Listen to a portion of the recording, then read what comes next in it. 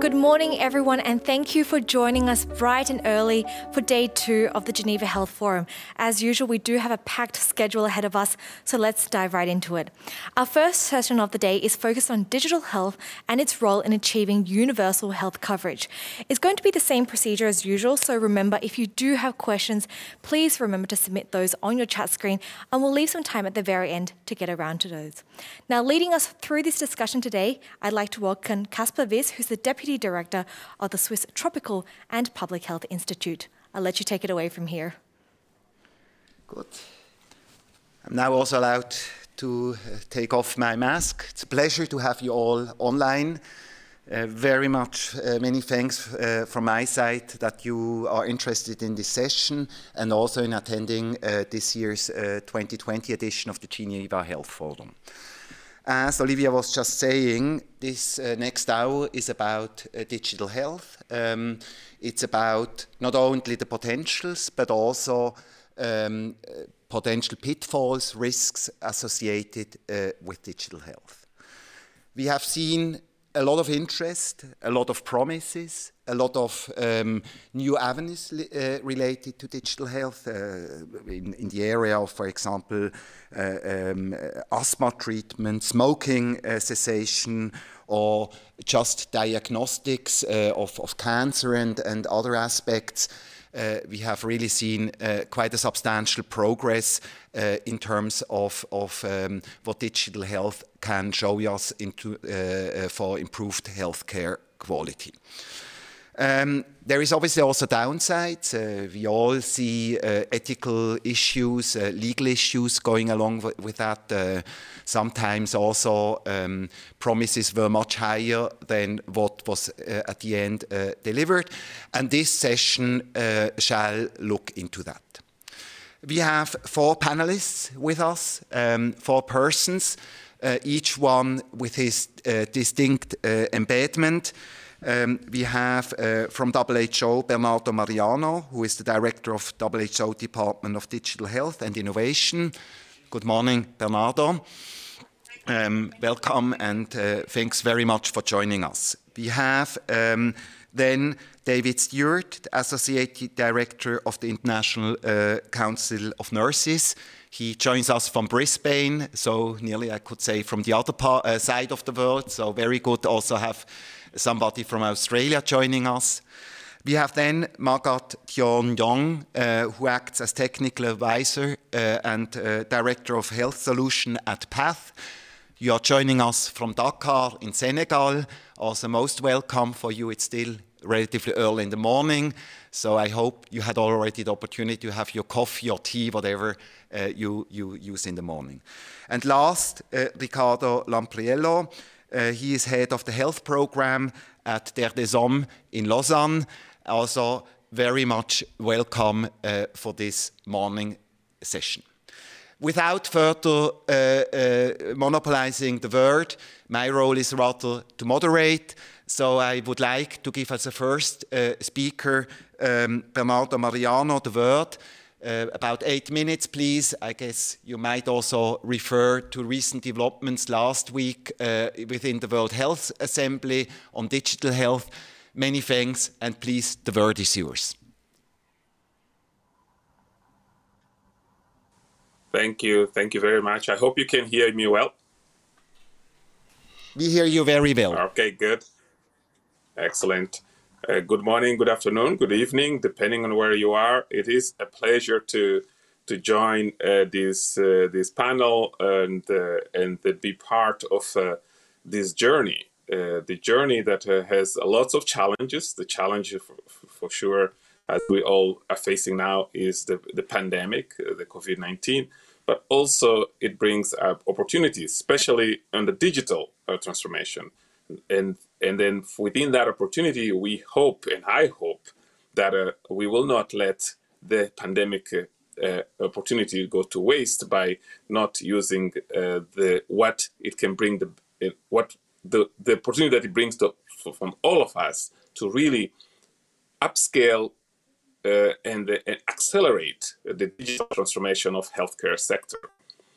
And that digital transformation, we have witnessed it especially within the pandemic, with a number of tools, including some of the famous contact tracing tools, proximity tracing tools, and yet we have to use these tools in such a way that we respect privacy, ethical consideration, but also we ensure that we put people at the center of it, and we build trust in the ecosystem. So it is within that at WHO, our member states actually approved last week, as early as last week, the global strategy on digital health, and it is about that the global strategy that I'll be talking today. In the global strategy on digital health, we expect every player or every I would say stakeholder to have a role, because otherwise we will not succeed. And let me maybe take the analogy of digital transformation for other sectors. If you look at the banking sector, the financial sector is quite advanced in their transformation. If we look at even government, or the social media or media in general is quite advanced in that transformation. So we want to see the health transformation or digital transformation of healthcare sector to be much better than all these other sectors just mentioned, but also to ensure that the trust element in the ecosystem, people-centric element in the ecosystem, delivers those health benefits we want to see delivered at every level. Not forgetting that half of the world still not connected to the broadband, not forgetting that the digital inclusivity in accessibility is important.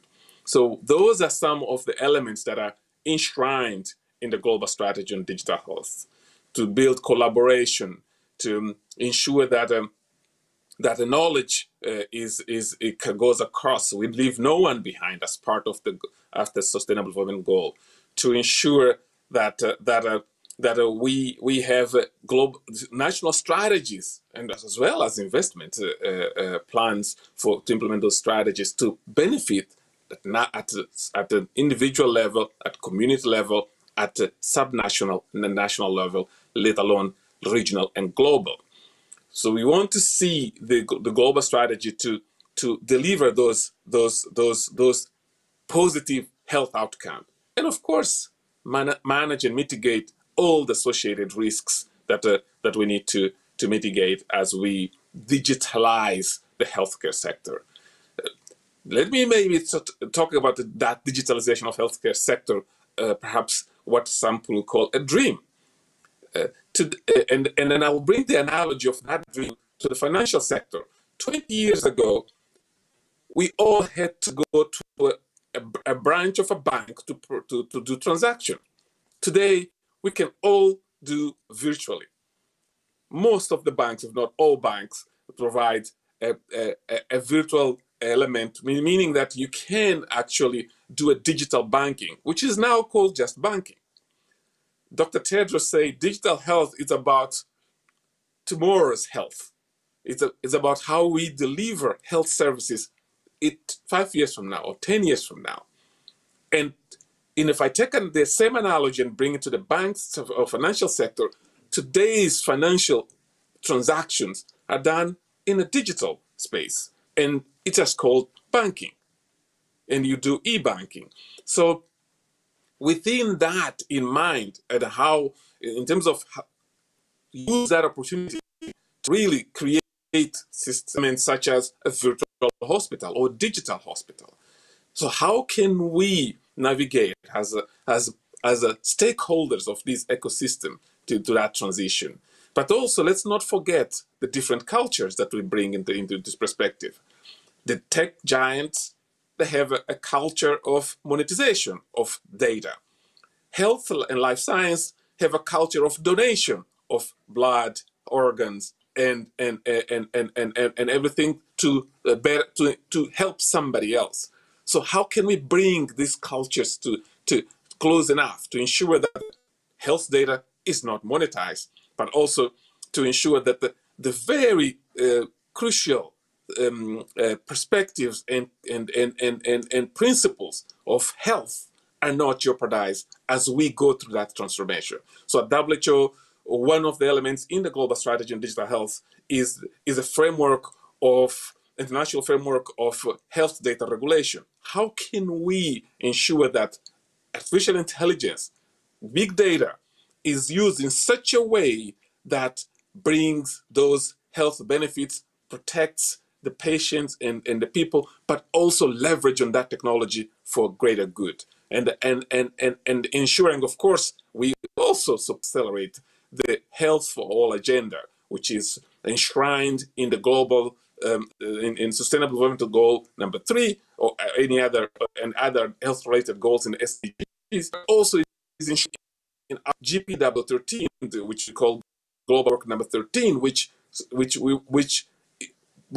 aims at having 3 billion targets of 3 million people enjoying better health and well-being, 1 million people enjoying better response to emergencies, and ensuring that we as humanity, we as stakeholders contribute to the success of our targets in terms of SDG 3s, in terms of global targets and WHO as well. So the global strategy on digital health is a tool, it's a framework, it's a mechanism to support countries, to support regions, to advance that digital transformation, ensuring that ethics and privacy and all the risks associated with that transformation are well addressed, but also reaping all the benefits we need to reap out of this transformation.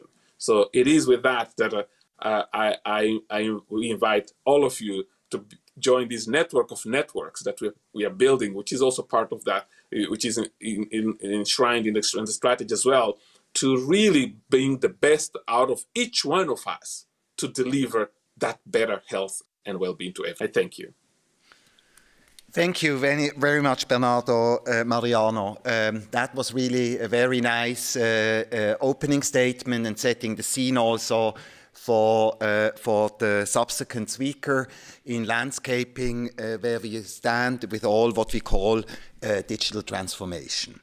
I would now like to give as a next person the word to David Stewart. As I already said, he is Associate Director at the International Council of Nurses. Please also keep the time as good as we just had with 8 minutes. The word is yours. Great, wonderful, Casper, and thank you, other panelists, and for this opportunity to present on the nurses, the millions of nurses around the world. You know, we keep hearing it. We're in unprecedented times, and you know, this has really shone a light on how quick we can be with our innovation. We've seen the rapid introduction in many countries of digital health to improve access to care. But not only has it shone a light on some tremendous work in innovation, it's also shone a light on major gaps and deficiencies within our health system and our digital health strategies. Whether it be, do we have the mechanisms to resource these effectively, whether it be to have the governance and the regulations to support as well. But in particular, evidence behind and data capture of the health workers and the risks that they're facing on a daily basis. At the International Council of Nurses, we're fully aware that, you know, we do not capture adequately the amount of health professionals that are currently contracting COVID-19 and being able to trace where they caught this or in which profession, let alone how many healthcare professionals have actually died as a result of COVID-19. And this is particularly relevant, particularly when you think that hospitals and health services are meant to be safe places in which care can be delivered safely so that people can enjoy quality outcomes. But what we have seen is some wonderful things as well, particularly when it comes to nursing and other elements in trying to improve both access, affordable and safe care. Access, obviously everyone talks about telemedicine, but it's more than just consultation. We're currently seeing many different places pick up remote chemotherapy, for example, so that people can continue oncology services in a remote locations, in rural and regional locations, monitored from central hubs, or the same for intensive care, critical care, or primary healthcare services, where nurses who are specialised in this can support others who have not been fully educated in these particular specialties. But we're also seeing great cost savings, where we know that long-term care facilities have been particularly vulnerable within COVID-19. And we know that bringing healthcare providers into that does bring some levels of risk, but we have seen interesting models where we've got mobile X-ray, data analysis, and other forms of information that can be transmitted to aged care. And in those countries that have been able to adopt this, there's been this 610% return on investment when appropriate digital health has actually been put in place, which has reduced presentation in many cases by up to 30%. But there are also things that have not been done well in many instances, but are being done very well in others. There are nurse-sensitive indicators. What these are is the data capture, particularly for care that is delivered by nurses, and whether or not these are being done safely, with sufficient number of workforce, and what are some defined strategies in which they can improve them. And it particularly relates to, is nursing care safe? And is it meeting the outcomes that it's needed? There are only a few countries that are actually enacting these, but they can provide huge dividends because, as we know, if we don't actually report it, things don't change. Where do I see moving into the future with this? We've seen consumer empowerment like never before.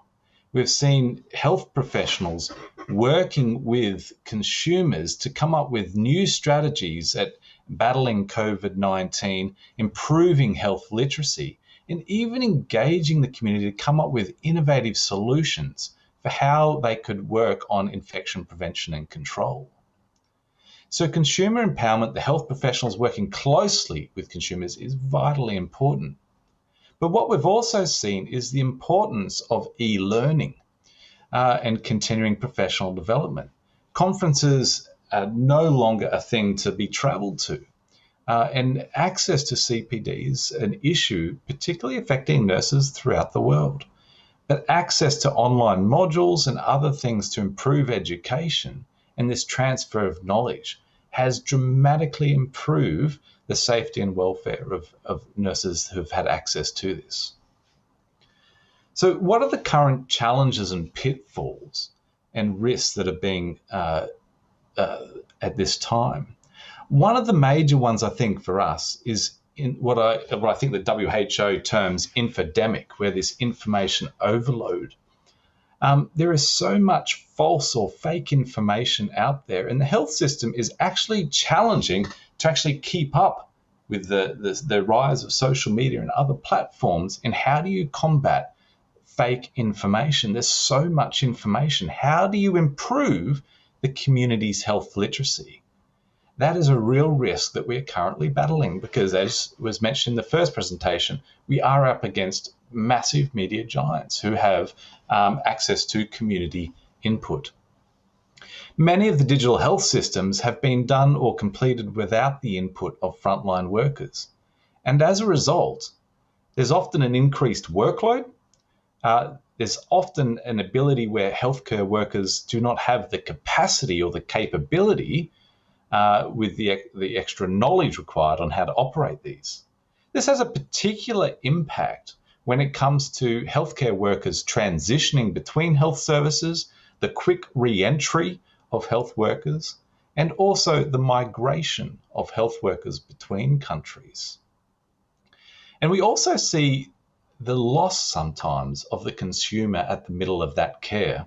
Sometimes the electronic health record becomes you're staring at the screen, filling it out, as opposed to focusing on the needs, particularly of the individual. And as has been discussed earlier, the regulation and funding models do not always keep up with this. So how do you enable someone who has done a prescription on one side of a telephone conference or a video conference to be enacted on the other, so that the information is both captured, reported, and kept safely, and whose decision it really was. But also, as is mentioned earlier as well, the quality of the product and its interoperability. Whenever someone says the cost of a product will be X number, you could almost double that, then multiply it by 10, because the cost isn't actually what it ever seems to be when it's first started. They quickly blow out. And then that ongoing maintenance and capability, it's not just a one-off payment, it's a constant resourcing requirement of both those who are able to repair and those that are updating. And we see, even in the most modern health systems, that sometimes their information at the background is not current to date and requires major updates, but is the knowledge of how to do that is actually quite difficult as other technologies improve rapidly. And so I just conclude that there's some of the big risks and challenges with moving this forward, but there is potential to overcome some of this. And I must say that we must include frontline workers, particularly nurses, who are the frontline providers of care, 59% of the health professional workforce delivering the most health services, that they're included in leadership positions on how and when and what products should be used. They must be used to support a patient-centered approach to this that doesn't keep adding extra workload, but actually assists in reducing workload, reduces duplication, improves quality, improves reporting so that actions can be taken. But the community must continue to have confidence both in the accuracy of the information, the quality of the products, and the privacy by which this the use of technologies. So that's just a quick rundown, and I think I've kept to my 8 minutes, Casper. So thank you for the opportunity to talk. It was 9 minutes, but very much thanks for being close to the timeline, and many thanks also for bringing in this more the frontline worker perspective. Very much appreciated. I will now, as a next speaker, invite Ricardo to present a concrete experience. I think you will refer to Burkina Faso.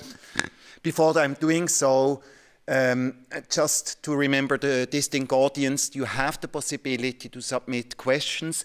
We have 2 additional presentations, but then afterwards there is also the possibility for the audience to indirectly interact with the speakers. So please submit your questions. I will take some of them and then revert them and bring them back to the panelists. This said, Ricardo, please, yours is the word. Yeah, thanks for having me, and good morning, good afternoon, or good evening, everybody. Yes, I would like to share with you a concrete example of a successful digital health solution. And for that, I prepared a presentation, a few slides, and please tell me whether you're able to see them. We see them, yes. Can you? We need to yes, the full screen now, it's perfect, yes. Yeah, thanks. So I would like to talk to you about the example of YEDA, a digital solution developed by Terre des Hommes, which today represents a rare example of digital solution at scale in sub-Saharan Africa. Just a couple of words about what YEDA, the integrated diagnostic approach, is. Over the past 10 years, the Minister of Health of Burkina Faso and Terre des Hommes have partnered to design and deploy the YEDA, a digital strategy to support primary health care. So as you see in the picture, frontline healthcare workers use a tablet that helps them follow each step of the national protocol for the management of sick children under 5 years of age. Upon introducing all the signs and symptoms, then a diagnosis and a recommended treatment is suggested to the healthcare worker. Then the consultation records is uploaded in a central server and also contributes to the national health statistics using a mobile network. Other clinical protocols were afterwards digitized and integrated into the tool, reaching a larger spectrum of health services, such as antenatal care, postnatal care, and family planning. Today, IEDA is at scale and represents an example of how digital health can unleash the potential of digital health. So you see the numbers go quickly at an exponential level. Today, as we speak, there are 1,300 children that are consulted with the support of a digital tool. So we talk about 200,000 consultations per month on average. And I think what is also another aspect that has been fundamental is the support of the government since the very beginning, up to the level that by the end of this year, they will take over the management of this tool. When we talk about, so let's go back to the question, is digital health is a prerequisite to the universal health coverage. So this has been an evaluation done by the London School of Hygiene and Tropical Medicines, which show that actually the challenges that are typical of this part of the world, I'm talking about the West Africa, actually can be mitigated thanks to digital health. It's a context where health centers are very far and hard to reach, and digital health can support that. We talk about, and this is perhaps it's not unique to West Africa, but a lack of healthcare workers. And the few healthcare workers are often have a low expertise.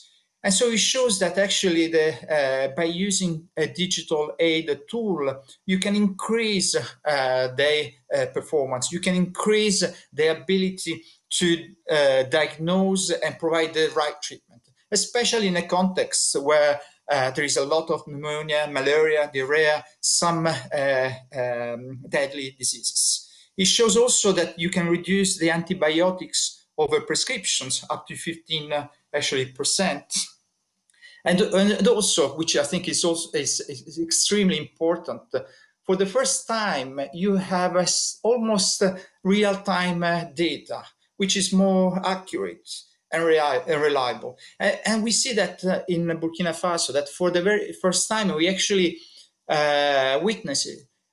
Perhaps a different story about the burden of some diseases. For example, we are discovering that malaria is much worse than actually we expected over there. And then the last but not least, when we talk about the universal health coverage, we also have to consider the cost of it. So what the London School have found is that after the initial investments, actually, using this tool will provide up to $1.6 million savings in recurrent costs every year. But let me provide some considerations based on our experience. So, is digital health a prerequisite for achieving universal health coverage? So, I think to answer this question, we have to consider also the importance of scaling up, which is not only a national coverage, but also a wide adoption, because you want the tool to be, the digital health to be in every single part of the country, but also you want the tool to be actually used, because the tool is left in the hands of the healthcare worker in the middle of nowhere, and it's up to him or her to decide whether to use it or not. So this is also quite important. It's not trivial. And the other aspect is the sustainability. And this is, I think, the economic factor also play an important role. We heard, I think, from Mariano, the importance of a patient-centric, which is fundamental. you need to involve the stakeholders. You need to be, the tool has to be patient-centric. But it's not sufficient. You want also the tool to be health system-centric. It is one of the reasons for YEDA's success is also because it was able to actually combine a lot of different factors, because there are also political factors involved. There are governance factors, there are operation factors, and all of them have to come together at the same time. I think about the MOH. The MOH is not one single stakeholders. Within the MOH, we had to work with the different directorates, and then with each of them, we had to actually create. We had to make sure that they don't block, but they support the digital health strategy. And then another important aspect is the evaluation of digital health. We know that there is a scarcity of evaluation so far, and this is something that had to be fixed, because if you want to build trust on digital health, you also have to prove that it's not only fancy, but also makes a difference, it has an impact.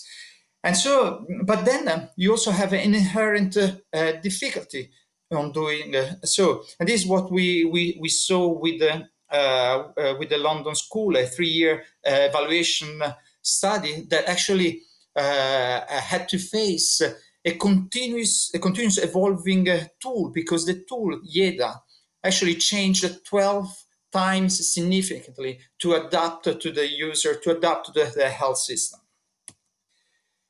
And I think the other aspects, so which I think is important, technology is not the panacea for historical system challenges. We cannot expect digital health to solve systemic social injustice. So this is, I think, has to be clear, because we don't want to put too much expectations in digital health.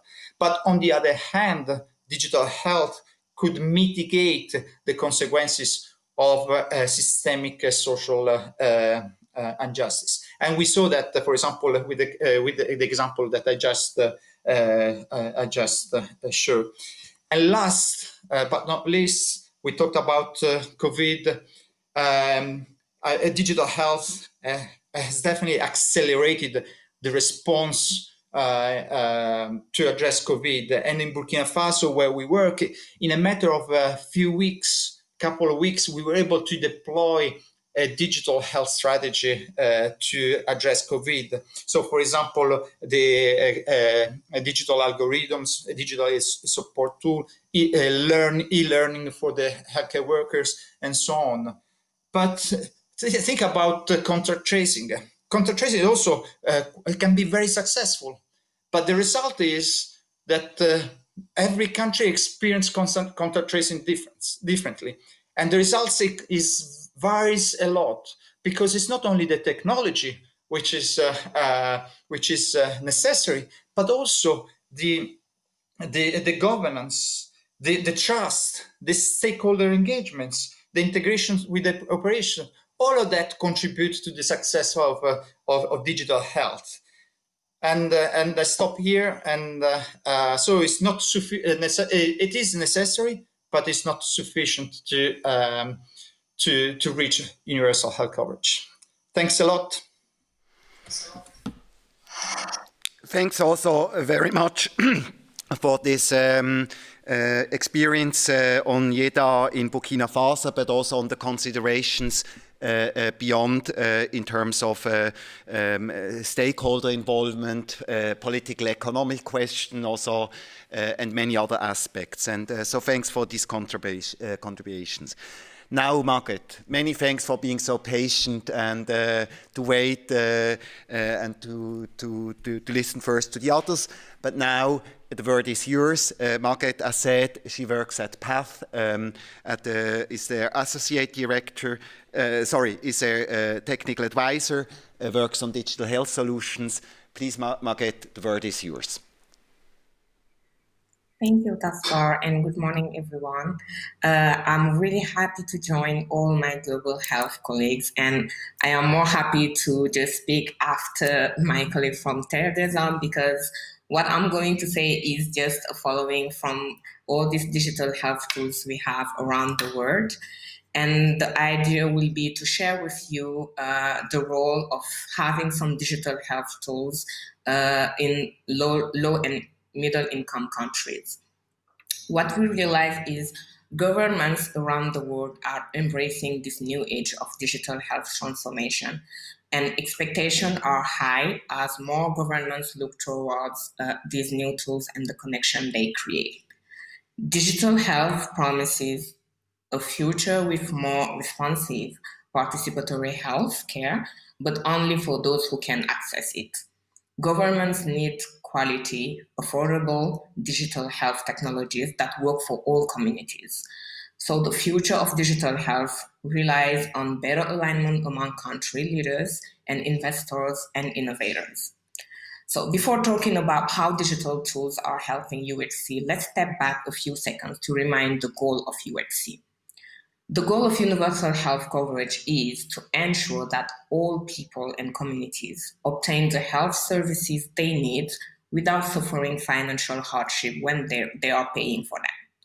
So universal health coverage is a commitment to equity, no discrimination, and a human rights-based approach, which means no one should be left behind. So for community and country that want to achieve UHC, they should consider these followings: a strong and well-run health system, an affordability, an access to essential medicines and technologies, and also a sufficient capacity of well-trained and motivated health workers. So the movement of universal health coverage must be country-driven. There are ongoing digitalization and the introduction of new technologies like telehealth, like mobile health, etc., that are already breaking down boundaries and creating patient-centric healthcare systems. And to continue to support these digital tools that are breaking down the gaps, Digital Square was created to address the need for alignment and coordination in the digital health sector, because we should be aware of, to continue supporting governments, we need three key actors: implementers, governments, but also donors. Our vision is a world where appropriate use of digitally enabled health services closes the health equity gap. So for that, we have a mission.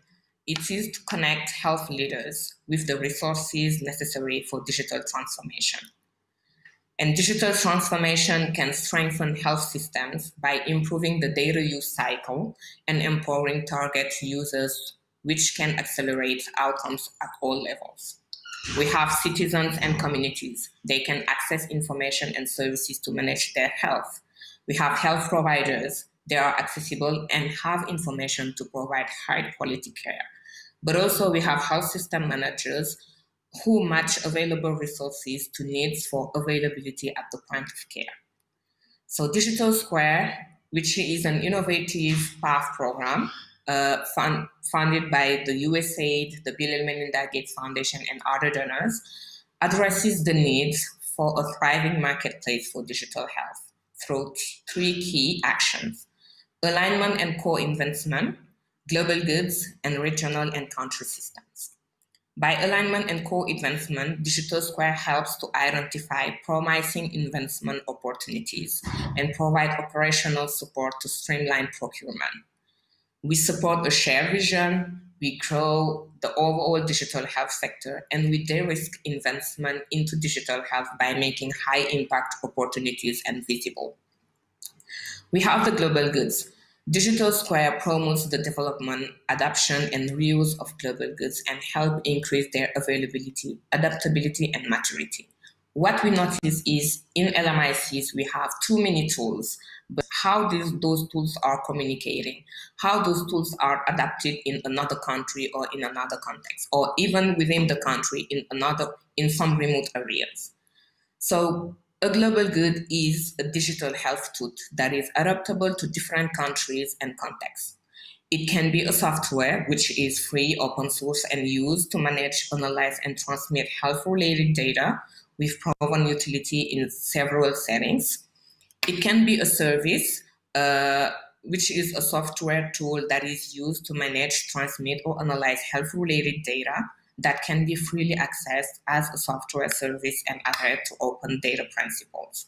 Or it can be a content, which is a resource, a toolkit, or a data standard that is available under an open license and that is used to improve or analyze health data management process.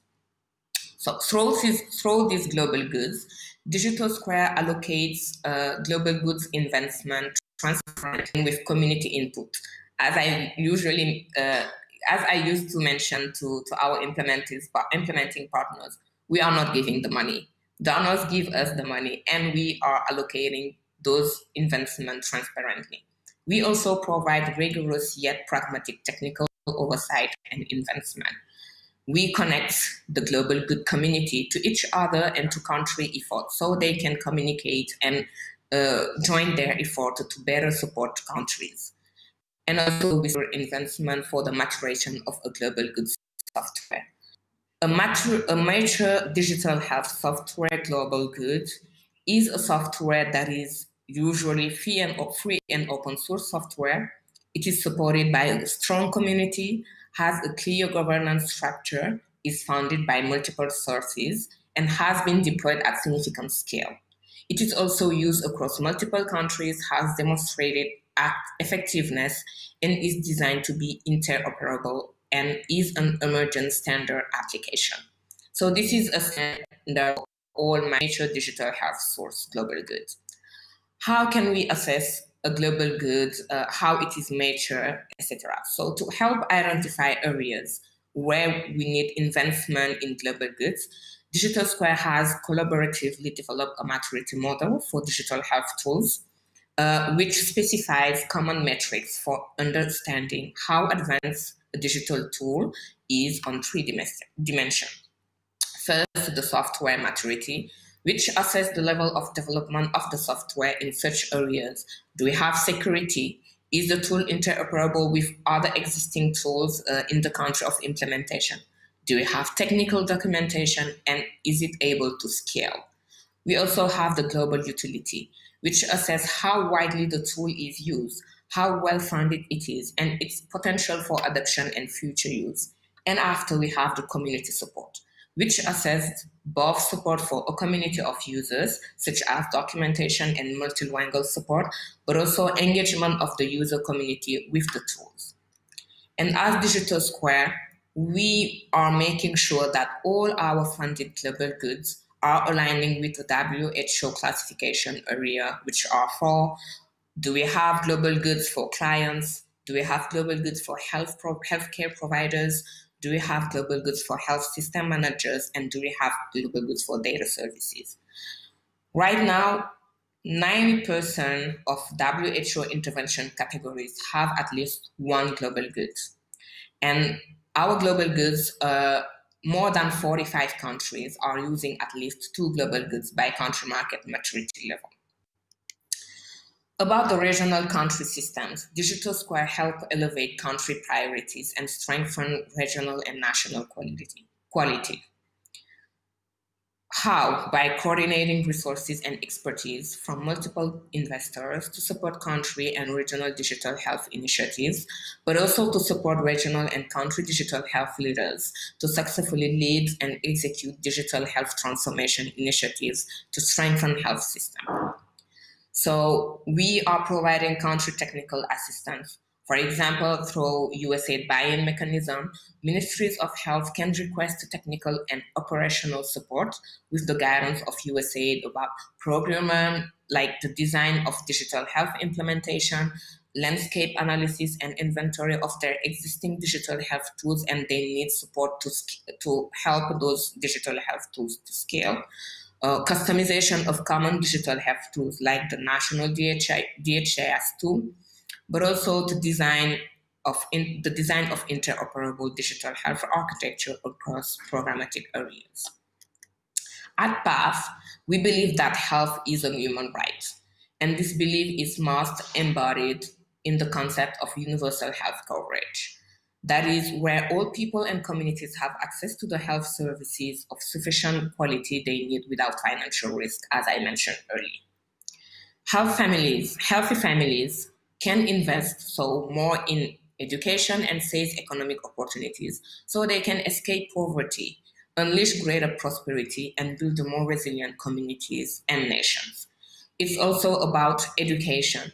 Healthy children can go to school and be more concentrated on their courses. Health is the foundation of a safer, more just, and more prosperous world for all of us. It moves humanity forward. So it is increasingly clear that our collective success in achieving universal health coverage will be accelerated by digital tools and technology. I am insisting in this will be accelerated, which means that digital health is not a prerequisite, but it helps to better accelerate the universal health coverage. And at PATH, we believe that digital health is never a luxury nor a silver bullet. It is an essential ingredient for good health and a platform for ensuring equitable access to high quality healthcare.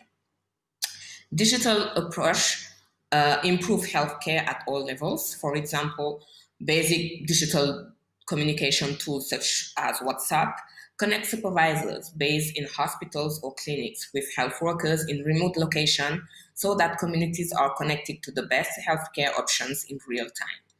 The same health workers can use new electronic immunization registry to track the children in their communities and ensure every child receives the full schedule of vaccines.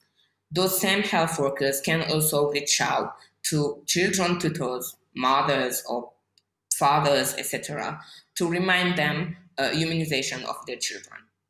An up-to-date and accurate data hosted in the cloud can equip policymakers with the information they need to allocate limited funding for the biggest health impact possible.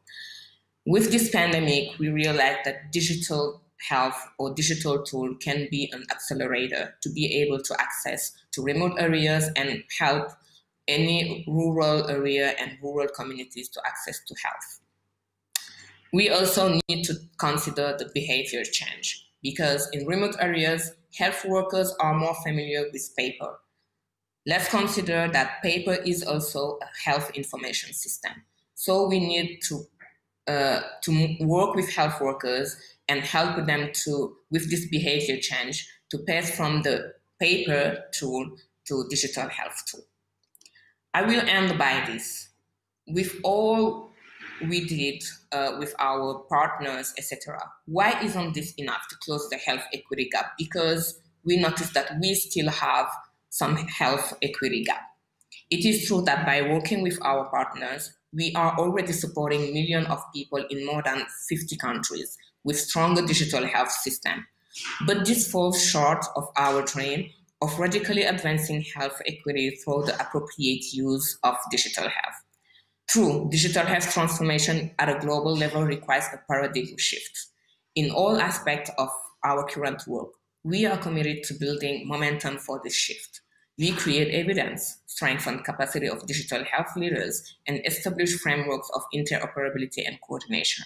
But we cannot make this shift without transformative thinkers and doers who will help us go beyond existing market structures to change the way digital health technologies and innovation are financed and scaled.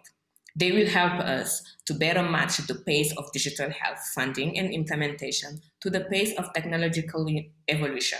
They will inspire renewed creativity to improve the accessibility, the quality, and effectiveness of healthcare, utilizing digital approaches in order to reach billion and maybe in the next coming years, all of people.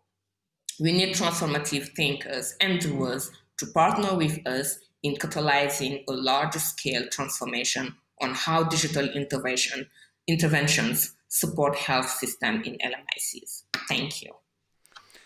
Thank you also, Margret, for this presentation also of the work of PATH and Digital Square and also the vision you have, very helpful. We have about 10 minutes left, so we have a small number of questions we can ask to the panelists. I would like quickly to start with one towards the direction of Bernardo Mariano. To remember, he is director of WH's Department on Digital Health and Innovation. How do you see the contribution of digital health, the whole move in terms of contributing to reducing inequities, also in a time period where many of us are concerned that inequities are rather on the rise and than on the decrease. So how do you see the potential of digital health in addressing this key concern of many of us? Thank you for the question, and I see opportunity and challenge. The challenge is that if we're not careful, we can actually enlarge the digital divide, basically create a bigger digital divide than currently exists. But if we take that challenge and turn it into an opportunity, we can actually allow countries that are to leapfrog and then really develop their digital capabilities to ensure that they leverage on digital solutions to address their health challenges. So at WHO, we try to address those challenges, but also tap into those opportunities. But this is not something that one entity can do alone. It requires a collaborative approach. It requires bringing the best out of each entity. It requires working with the private sector, the very private sector that some of us are very afraid of working with them, because the tech, especially the tech giants that because of their power that of hosting data or hosting platforms. But we need to find a way and a mechanism that brings the best out of us, but also ensure that somebody, my cousin that lives in a village in a very remote area in Mozambique, by the way, I'm from Mozambique, is able to benefit from those advances that digital technology can bring by having access to health. So investing in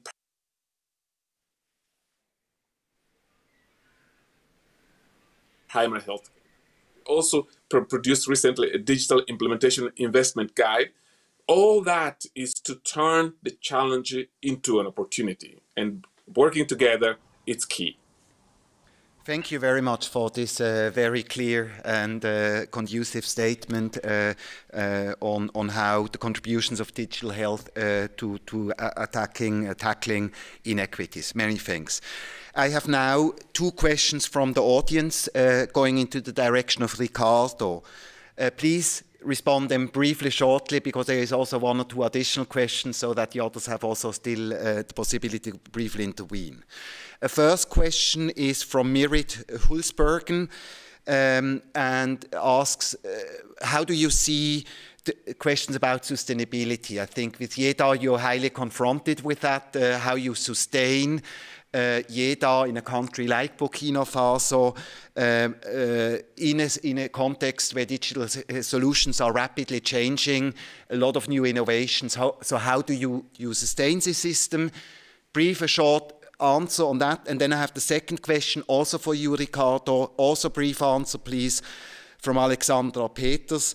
What are for you the most important variables for the evaluation? You referred to it's challenging to evaluate digital health information, but what are the most important criteria for you? Short and concise answers. Ricardo, the word is yours. Yeah, thanks for the questions. It's a challenge to answer just a few minutes on these big questions. In terms of sustainability, I think I touched base during the presentation. Sustainability is key and encompasses several things.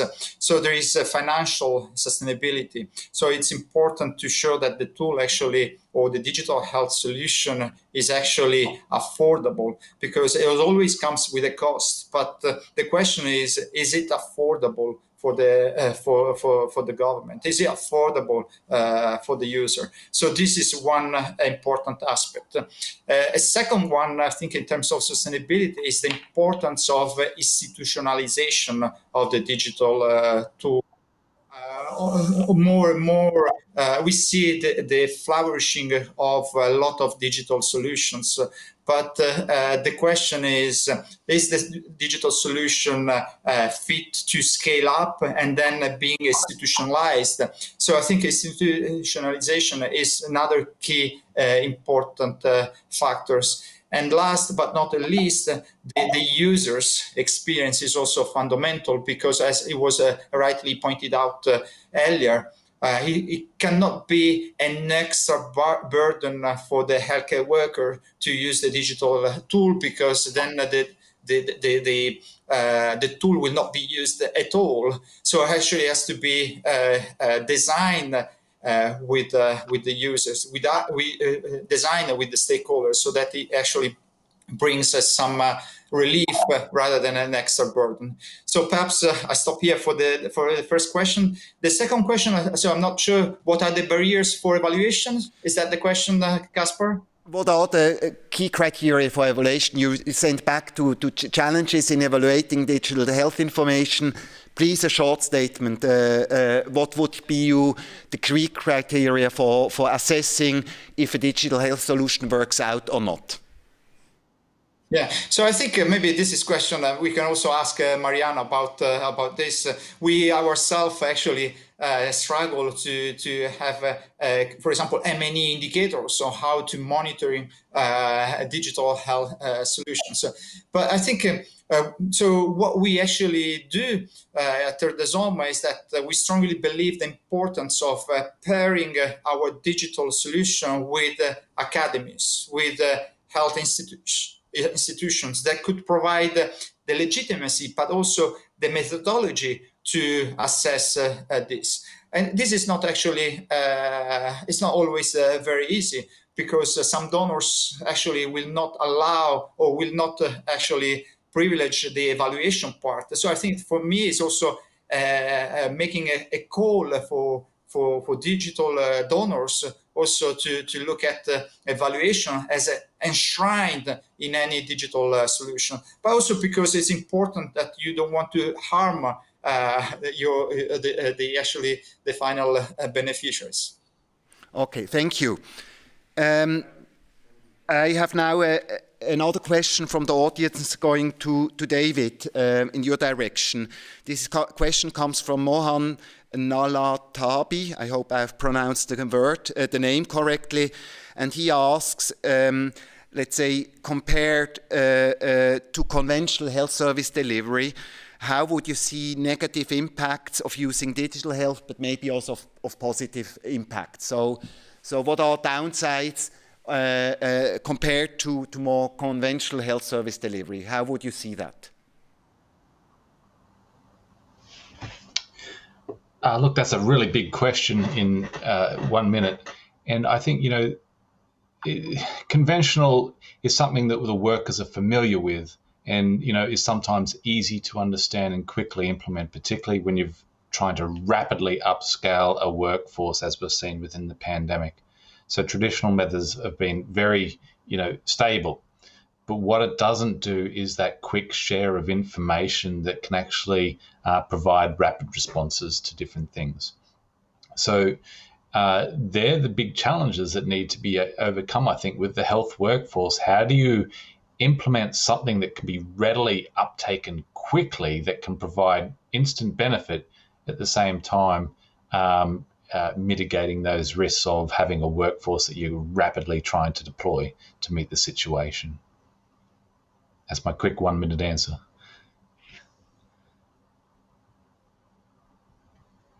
Magath, a 30-second last statement from your side, and then we have to come to an end for the session.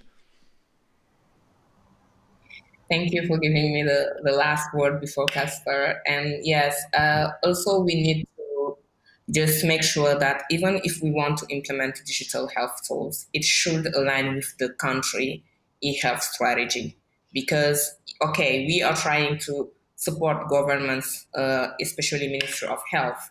But as donors, as implementers, we need to align with what we want to support.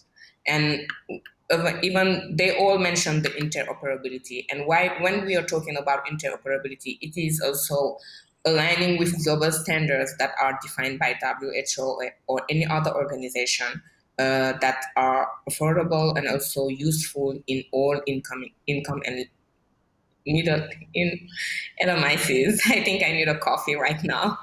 So yes, and it is open. I also saw some chats, some messages on the chats, and you can learn more about also Digital Square on our wiki, wiki.digitalsquare.io. We launch regular notices, RFAs, etc., to ask submitters or implementing partners to submit their application and let us know in which area they need more support, financing support, etc. And it can be for community health areas, but also in health financing. And yes, having multiple donors will help us being able to coordinate all the efforts and investment so we can capitalize each dollar that donors will spend. Okay, I unfortunately have come to an end, and we would like first and foremost really highly thank also in the name of the Geneva Health Forum, but also in my personal name, all the speakers, Bernardo Mariano from WHO, David Stewart from the International Council of Nurses, Ricardo Lampariello from Terre des Hommes, and Margaret Thio Ndong from Digital Health Square Path. Many, many thanks for your contribution. Really, it was great to have you with us. And by that, I end, and I hand back to Olivia for the next words and the next steps in the Geneva Health Forum edition this year. Thank you very much, Casper, for guiding us through that thoughtful discussion. And also a big thank you to all of our panelists who joined us from different time zones all around the world. Let's hope that we continue to come up with sustainable and innovative digital solutions, and that we also find the right checklist to assessing these solutions. In half an hour, we will convene for our next session, and that panel is going to be about traditional and conventional medicine, a tale of two systems.